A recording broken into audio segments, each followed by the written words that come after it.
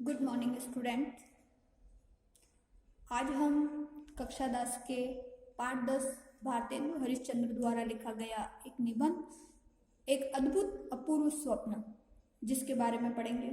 हमने पिछली कक्षा में पढ़ा था कवि का लेखक का जीवन परिचय और इस पाठ का सार, जो कि लेखक ने इस पाठ का जो सार बताया वो ये है कि आज के आधुनिक समय में कोई भी व्यक्ति अपना नाम अमर करने के लिए कोई भी कार्य कर सकता है, चाहे वो स्वार्थ के रूप में करे, लालच के रूप में करे, समाज के धर्म के विरोध में भी कर सकता है और धर्म के पक्ष में भी कर सकता है।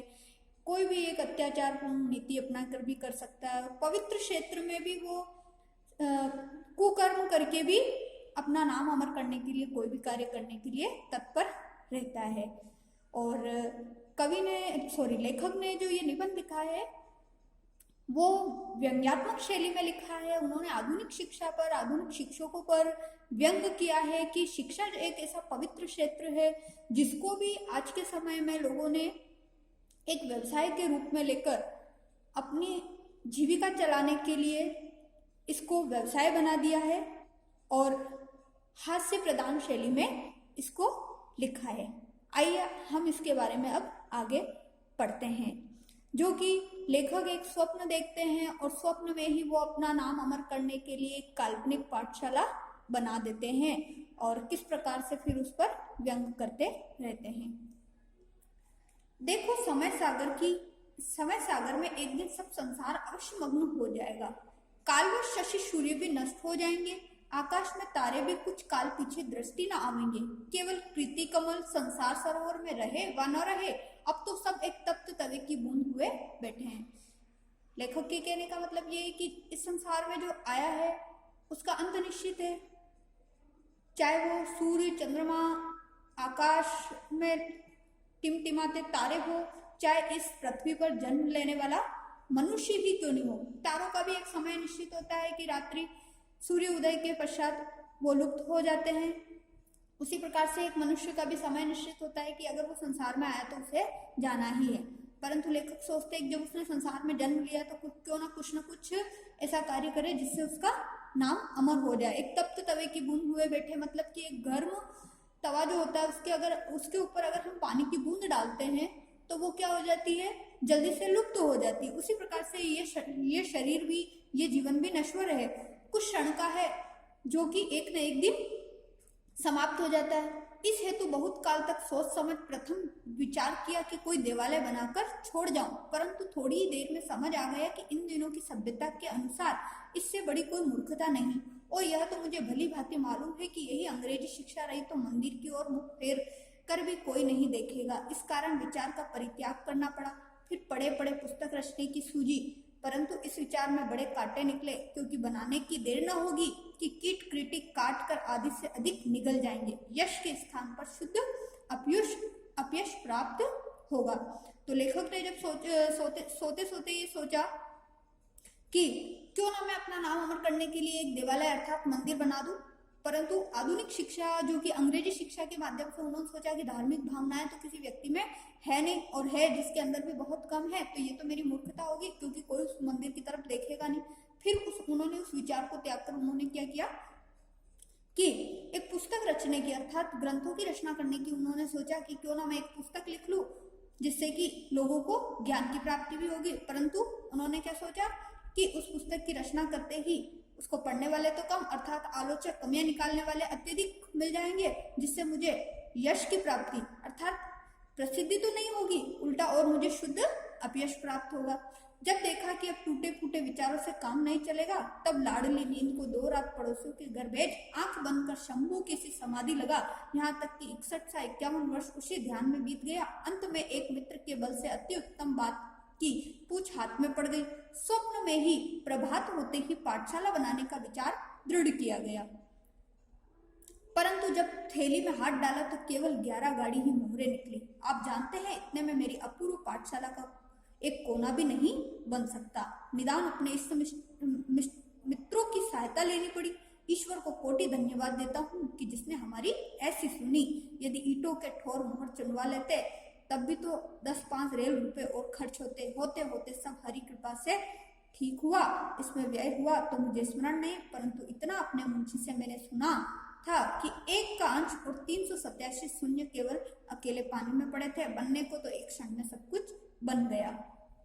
तो लेखक ने फिर जब देवालय बनाने का और पुस्तक रचने का विचार त्यागा तो मानो वो ऐसे गहरी नींद में सो गए कि जैसे कि शिव से समाधि लगाकर बैठ गए हो, और ऐसा प्रतीत हुआ उन्हें कि जैसे कि इतनी गहरी नींद में सोचने लगे कि जैसे कि मेरी नींद को कहीं पड़ोसियों के यहाँ भेज दिया। और सवेरे होते होते उन्होंने एक स्वप्न देखा जिसमें एक काल्पनिक पाठशाला बनाने का विचार किया, और कुछ पैसे उनके पास थे नहीं, कुछ उनके मित्रों की मदद से उन्हें सहायता मिली, और भगवान को धन्यवाद देते देते फिर उन्होंने सोचा कि जैसे कि हरि कृपा से सब कुछ ठीक ठाक हुआ और एक पाठशाला बनने के लिए तैयार हुई। परंतु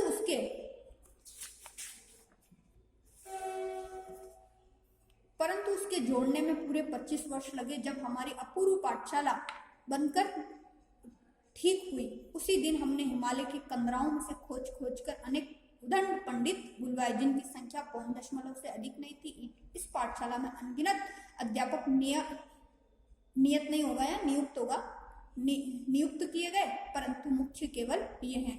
और जैसे कि उन्हें ऐसा प्रतीत होने लगा कि मानो इस पाठशाला को बनाने में कैसे भी करके 25 वर्ष पूर्ण हुए और एक काल्पनिक पाठशाला बनकर तैयार हुई, और उसके निर्माण के लिए उन्होंने हिमालय की कंदराओं गुफाओं में से खोज खोज कर निर्माण के लिए पंडितों को बुलाया गया, और कुछ अध्यापक नियुक्त किए गए जिनके मुख्य नाम यह है: पंडित मुग्धमणि शास्त्री, तर्क वाचस्पति जो कि इस विद्यालय के प्रथम अध्यापक थे, पाखंड प्रिय धर्माधिकारी अध्यापक धर्मशास्त्र, ये सारे सब्जेक्ट और टीचर्स के नाम दिए गए हैं। प्राणांतक प्रसाद व्याकरण अध्यापक वैद्यशास्त्र, लुप्त लोचन ज्योतिषाभरण अध्यापक ज्योतिषशास्त्र, शील दावानल नीति दर्पण अध्यापक नीति शास्त्र और आत्मविद्या। इन शिक्षकों की वहां पर उस विद्यालय में मानो नियुक्ति की गई। इन पूर्वोक्त पंडितों के आ जाने पर अर्धरात्रि गृह पाठशाला खोलने बैठे। इस समय सब इष्ट मित्रों के सम्मुख उस परमेश्वर को कोटि धन्यवाद दिया गया, और रात्रि के आधे समय के बाद ही उन्होंने निश्चय किया कि पाठशाला खोली जाए। और अपने जो घनिष्ठ मित्र थे लेखक के, उनके सम्मुख बैठकर ही उन्होंने भगवान को धन्यवाद दिया, जो संसार को बनाकर क्षण भर में ही नष्ट कर देते। यानी कि ईश्वर के ऊपर भी उन्होंने कटाक्ष किया कि इस संसार को बना तो देते लेकिन कुछ समय में ही नष्ट कर देते। जिसने विद्या शील बल के सिवाय अर्थात ज्ञानी और शक्तिशाली के सिवाय भी मान मूर्खता पर द्रोह पर निंदा आदि परम गुणों से इस संसार को विभूषित किया है। तो लेखक के कहने का मतलब यह है कि आधुनिक समय में जो अपमानित व्यक्ति होता है, जिसके अंदर कम गुण होते हैं, फिर भी वो क्या होता है, इस संसार में अमर हो जाता है। उसको विभूषित किया उन्होंने। ईश्वर को भी क्या किया, कटाक्ष किया, इस बात पर व्यंग किया। हम कोटि ध्यान पूर्वक आज इस सभा के सम्मुख अपने स्वार्थरत चित्त की प्रशंसा करते हैं, जिसके प्रभाव से ऐसे उत्तम विद्यालय की नींव पड़ी। उस ईश्वर को ही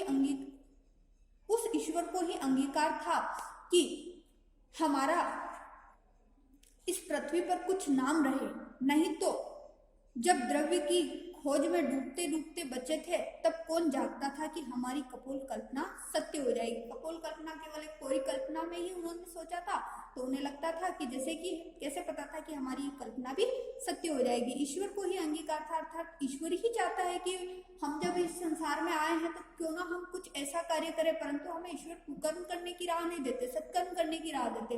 तो वो चाहते हैं ना कि हम वे सत्कर्म करके क्यों ना इस संसार में अपना नाम रोशन करे। लेकिन मनुष्य जीवन तो ऐसा है कि वो स्वार्थ लालच के कारण किसी भी प्रकार से अपना नाम रोशन करने के लिए, अपना नाम अमर करने के लिए, कोई भी कार्य करने के लिए तत्पर रहता है। परंतु ईश्वर के अनुग्रह से हमारे सब संकट दूर हुए, अंत हमारी अभिलाषा पूर्ण हुई। हम अपने इष्ट मित्रों की सहायता को भी न भूलेंगे कि जिनकी कृपा से इतना द्रव्य हाथ आया कि पाठशाला का सब खर्च चल गया और 10-5 पीढ़ी तक हमारी संतान के लिए बच रहा। यानी कि सभी मित्रों ने मिलकर चंदा इकट्ठा करके क्या किया, पाठशाला के लिए, पाठशाला निर्मित करने के लिए चंदा इकट्ठा कर दिया। हमारे पुत्र परिवार के लोग चैन से हाथ पर हाथ धरे बैठे रहे। हे सज्जनों, यह तुम्हारी कृपा का विस्तार है कि तन मन से आप इस धर्म कार्य में प्रवृत्त हुए, नहीं तो मैं 2 हाथ पैर वाला बेचारा मनुष्य आपके आगे कौन कीड़ा जो ऐसा दुष्कर कर्म को कर लेता। अर्थात लेखक कहना चाहते हैं कि ये तो सभी मित्रों की सहायता की वजह से ही मैं कर पाया, नहीं तो मैं अकेला ऐसा कठिन कार्य कैसे कर लेता। यहाँ तो घर की केवल मूछें ही मूछें थी, घर की केवल मूछें ही मूछें थी, यानी कि घर में केवल प्रधान पुरुष ही थे। कुछ कुछ में गंगाजल काम आपकी कृपा से भली भांति हो गया। मैं आज के दिन को नित्यता का प्रथम दिन मानता हूँ। नित्यता का प्रथम दिन मतलब अपने जीवन की सफलता का प्रथम दिन मान रहे हो। इस बात पर भी वो व्यंग कर रहे हैं, जो औरों को अनेक साधन से भी मिलना दुर्लभ है, यानी कि लोग कितनी भी मेहनत करते हैं फिर भी एक दिन में सफलता मिलना बहुत कठिन होता है। धन्य है उस परमात्मा को जिसने हमारे यश के डह डहे अंकुर फिर हरे किए। हे सज्जन चिंतकों, संसार में पाठशालाएं अनेक हुई होगी, परंतु हरि कृपा से जो सकल पूर्ण कामधेनु यह पाठशाला है, वैसी कामधेनु जो कि इच्छा पूर्ति के लिए जो देवताओं द्वारा जो गाय थी उसके लिए कहा गया, वैसी असरज नहीं कि अपने इस जन्म में नहीं देखी न सुनी होगी। होनहार बलवान है, नहीं तो कली काल में ऐसी पाठशाला का बनना कठिन था, यानी कि ऐसे काल में ऐसे समय में ऐसी पाठशाला का बनना बहुत ही मुश्किल था। देखिए, यह हम लोगों के भाग्य का उदय है कि महामुनि मुग्धमणि शास्त्री बिना प्रयास हाथ लग गए, यानी कि अपने आप को वो लोग भाग्यशाली समझ रहे हैं, जिनको सतयुग के आदि में इंद्र अपनी पाठशाला के निमित्त समुद्र और वन जंगलों में खोजता फिरा, अंत को हरि मान बृहस्पति को रखना पड़ा।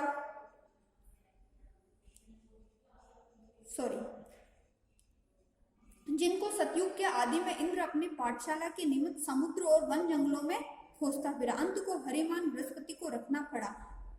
हम फिर कहते हैं कि यह हमारे भाग्य की महिमा थी कि ये ही पंडित राज मृगयाशील श्वान के मुख में शशि के धोखे बद्रिकाश्रम की एक कंदरा में से पड़े थे। बद्रिकाश्रम यानी कि जो कि हिमालय में एक आश्रम है, वहां की गुफाओं में पड़े थे। इनकी बुद्धि और विद्या की प्रशंसा करने में सरस्वती भी लग जाती है। अर्थात वो इतने, लेखक के कहने का मतलब ये है कि इतने बलवान और इतने ज्ञानी थे कि मानो जैसे कि सरस्वती जो स्वयं ज्ञान की देवी है वो भी उनकी प्रशंसा करने में लग जाती है। इसमें संदेह ही नहीं कि थोड़े ही परिश्रम से पंडित मूर्ख और अबोध पंडित हो जाएंगे। और कहते हैं कि इसमें कोई शंका की बात नहीं है कि कुछ इन पंडित जी के थोड़े सी मेहनत में जो ज्ञानी व्यक्ति है वो भी मूर्ख और अबोध मतलब अज्ञानी हो जाएगा।